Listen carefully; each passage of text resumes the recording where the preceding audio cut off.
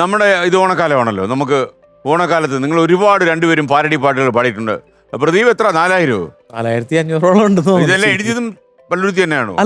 അല്ലല്ല ഞങ്ങൾ ട്രൂപ്പായിട്ട്. അപ്പൊ സാജനോ? ഞങ്ങള് മാത്രമായിട്ട് ഒരു കാസറ്റ് ഉണ്ടായിരുന്നു. അത് കുറെ അധികം കാലം പുട്ടുകച്ചവടം ചെയ്ത കാസറ്റ് അല്ലേ? ഓണത്തിനിടയ്ക്ക് പുട്ടുകച്ചവടം. ഓണത്തിനിടെ പുട്ടുകച്ചവടം. അതെ, ഞാനും പ്രദീപേട്ടനും കലാഭവൻ ജോഷിയും അൻസാറും രഘു കളമശ്ശേരി. ചേട്ടനാണോ? ഞങ്ങള് ഞങ്ങള് 2 വയസ്സിന്റെ വ്യത്യാസം. അത് വെച്ചിട്ട് അങ്ങ് അലക്കുക അല്ലേ? അതെ. ഞാനിങ്ങനെ വിചാരിച്ചു നിങ്ങൾ ക്ലാസ്മേറ്റ്സ് വല്ലതും ആയിരിക്കും എന്ന് വിചാരിച്ചു. ഇല്ലില്ല, ഞങ്ങള് നാട്ടുകാരി തൊട്ടടുത്താണ് താമസം, ഒരേ സ്കൂളിൽ പഠിച്ചവരാ. ക്ലാസ്മേറ്റ്സ് ആണോ? അങ്ങനെ ഇല്ലല്ലേ? നന്നായി. ഇങ്ങനെയുള്ള രണ്ടുപേരെ കാണാൻ ഞാൻ കാത്തിരിക്കുകയായിരുന്നു എന്ന് വേണമെങ്കിൽ പറയാം.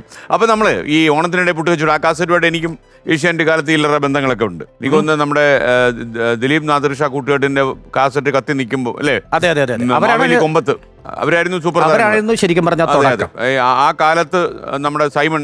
പിന്നെ അതല്ല, ആ സൈഡിൽ എല്ലാവരും ഭയങ്കര സ്റ്റാർസ് ആയിരുന്നു. എന്നിട്ട് പോലും സൈമണിന്റെ കാസറ്റും നന്നായിട്ട് പോയിരുന്നു അല്ലേ? അല്ല, ഞങ്ങള് കുറച്ചുപേരും മാത്രം സിനിമയിൽ അങ്ങനെ മുഖം കാണിച്ചിട്ടില്ല, സിനിമയിൽ അഭിനയിച്ചിട്ടില്ല.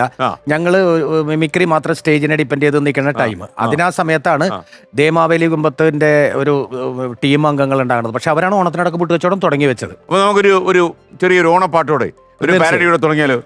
മാത്രമല്ല നിങ്ങളുടെ കയ്യിൽ സംഗീതം ഉള്ളതുകൊണ്ട് നമുക്ക് ഇന്നൊന്ന് പൊളിക്കണം. ഓക്കെ.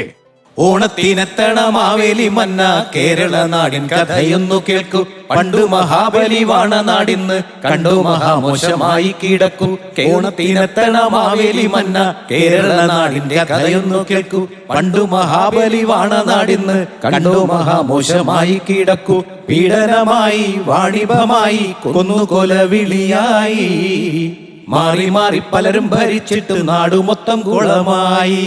പീഡനമായി വാണിഭമായി കൊന്നുകൊലവിളിയായി മാറി മാറി പലരും ഭരിച്ചിട്ടും നാടു മൊത്തം കുളമായി. പണ്ട് നാട് ഭരിച്ചൊരു മന്നനല്ലേ, വീണ്ടും വന്നു നാട് ഭരിച്ചിട്ട് ഞങ്ങളെ രക്ഷിക്കില്ലേ.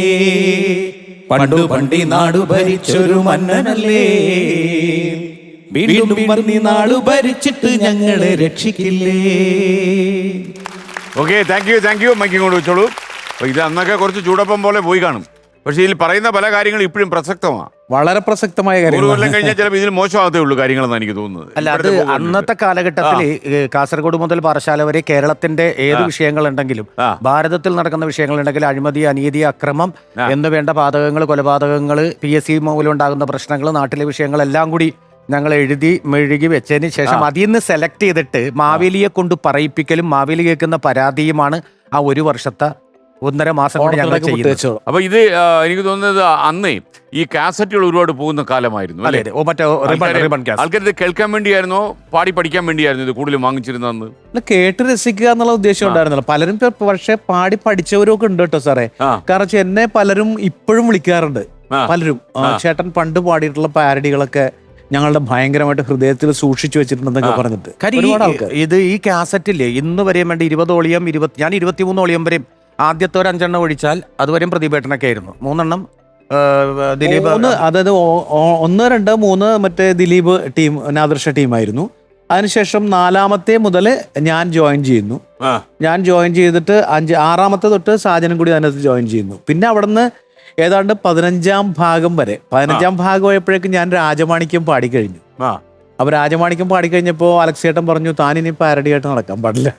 അപ്പൊ അതുകൊണ്ട് പാരഡിയോട് ഇഷ്ടമുണ്ടായിരുന്നു. കാരണം പാരഡി എനിക്ക് ഒരുപാട് ഗുണമുണ്ടാക്കി തന്നു. അന്ന് പ്രദീപിനെ ഏറ്റവും ആളിൽ ശ്രദ്ധിച്ചതും ഈ പാരഡി വഴിയായിരുന്നു. അതെ.